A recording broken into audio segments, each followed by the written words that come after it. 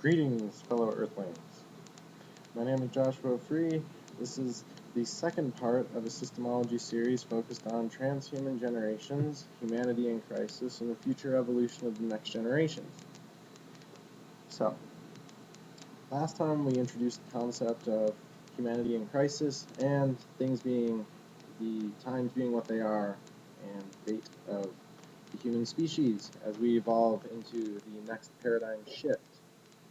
So, to give some more background, one of the most important lessons offered from the mystic or the spiritual master is the true and underlying reality of oneness and wholeness that all life and existence in the universe shares. While it may appear separated by factions, fragments, and this I, not I monad of the ego on this level or parameter of perception, we are all one. We are all one consciousness, one planet, one organism, one system, and we all follow a cosmic pattern of beautiful, intelligent design, best illustrated by the spiral, both cyclic and linear at once. Now, many of those who contribute to the guidance and steering of human progression have done so with only self-serving intentions. Western man has yet to adopt the consideration extended by Native American philosophy of being only temporary stewards of the planet for those generations who have yet not been born. Though it defies the competitive and profit-driven outlook taken by the old paradigm, there is a moral responsibility here that is often overlooked, at least until it seems too late. Now, before being given their turn at the wheel, the next gen will first be stuck with the bill of their ancestors' actions. All of the modern systems are fragments derived from ancient wisdom that have each grown from a singular tree into many branches. While they remain interconnected in genetic history, the path that each has grown takes on the appearance, albeit falsely, of being wholly separate. The origins of human understanding, reasoning, language, civilization, tradition, and systems all have an original trunk line that they stem from that is not clearly visible, nor is it going to be, from any one branch that has emerged from it. And the longer that branch continues its own accelerated expansion further from the source, and further it gets, our perception, our paradigm program is going to become farther from its source, harder to be able to see it. New semantics, new terminology, new vocabulary all define further and further fragmentations of the wholeness, and they're not meant to bring us any closer to absolute truth. They're not intended to. Fragmentation of knowledge and the ability to understand or recognize truth is not only visible in the realm or surface world, it is shared by the entire human population. It is evident in the progression of the mystery school and secret society as it evolved in time and space across new regions and languages. These were charged to preserve the wisdom unaltered and undefiled at their inception.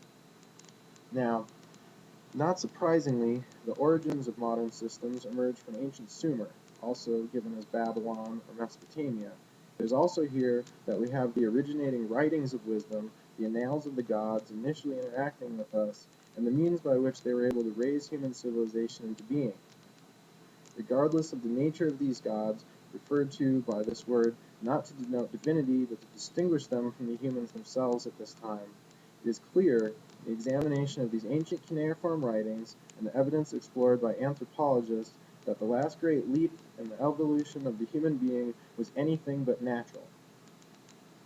Now, it is true that living systems evolve and adapt over time, but this says nothing of who or what actually put the program into action originally. The expansive progression of life may very well have been put into motion by a single supreme being who exists outside our pre-programmed field or parameter of awareness.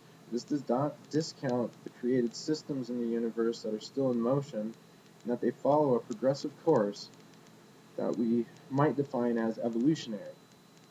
Both sides of the extreme can be easily satisfied with a simple statement that God put the systems in motion and it is their natural program to continue to evolve based on that inertia or momentum. Now, given the cyclic course of human existence, we may even be able to consider the possibility that these gods could even be the survivors of an even more ancient time on the planet, one where civilization had already reached its own heights or apex, technological and scientific development at least once in history and primarily disappeared from the face of the earth. For example, the gods who steered the inception of systems for modern man might be survivors of an Atlantis-type lost civilization, and others have put forth theories that they are ancient aliens. Again, the actual nature or origins of our creators are not the focus of our video series here, so much as the general outcome and the implications as far as the human condition are concerned. The evidence suggests that there was an evolution taking place among the pre-human species that we could denote as perhaps natural, and the product of adaptation and natural selection, but that the jump that occurred to progress the evolution of modern man was the product of an intervention. The human condition experienced today is not the product of natural evolution, and was instead a manipulation and upgrade of a pre-existing being that may or may not have ever naturally reached this point on its own. Now, many facets of the human being and the human condition in a societal system can be seen to be unnatural in the sense that they appear to take effect without any evolutionary cause or benefit.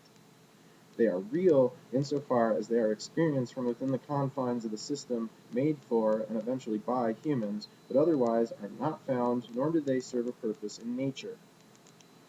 Assuming an intended separation between gods and man, the experience and knowledge given to man had to be limited in order to keep the humans from outgrowing their own place in the cosmos as seen by a different perspective, that of their creators. Thus, as soon as the wholeness was at first collected on the tablets and then temples of Babylon, we find the Tower of Babel incident that shatters this wholeness, forever fracturing the crystal clear wisdom of the mystery school and dividing humans against themselves with no obvious means back to their source. What we now call knowledge, or fragmented knowledge, is really the pieces for many puzzles and no clear indicator of what the picture is supposed to look like. Humans are not educated on how to know or how to recognize truth when it is found. Since the Tower of Babel, this archetypal fall of humanity, not all of the pieces of the grand design puzzle have been permitted into a single system, causing each of the later emerging factions to base an entirely new puzzle or paradigm around one or more of the key elements that are links back to the ancient past. But their own puzzles are incomplete, and this fallacious idea becomes practice a generalized universalism and expect all of the right pieces to just eventually line up if you can just maintain political correctness long enough to accept each and every fragmented viewpoint possible in existence as being pieces of a whole. And this is, as I said, a fallacy. This is folly. The simple 100-piece puzzle has been fragmented into several individual 1,000-piece puzzles, not one of which is complete, and the acquisition of the dragon mind propensity to simply accumulate knowledge indiscriminately has resulted in the covering of 8 billion pieces. The general idea has become just a little longer spent in the effort and accumulation of additional pieces from further fragmented viewpoints and personal opinions will somehow magically bring all the right pieces together. We become more concerned with adapting our understanding to one or several specific paradigms rather than remembering that each system is already a fragment in and of itself of a singular paradigm extending back to our ancient past. This type of understanding is important when we consider next-generational existence because it is currently based on old paradigms and outdated patterns of thought and worldviews that may be real and validated within their own system, but say nothing concerning the holistic idea that is necessary when choosing how to steer the evolution of an entire species. And we are all one, and we are all affected by this. The restriction of knowledge and ancient wisdom to the mystery schools was done to preserve the integrity of the systems, that which were installed for raising human civilization modern humans are experiencing.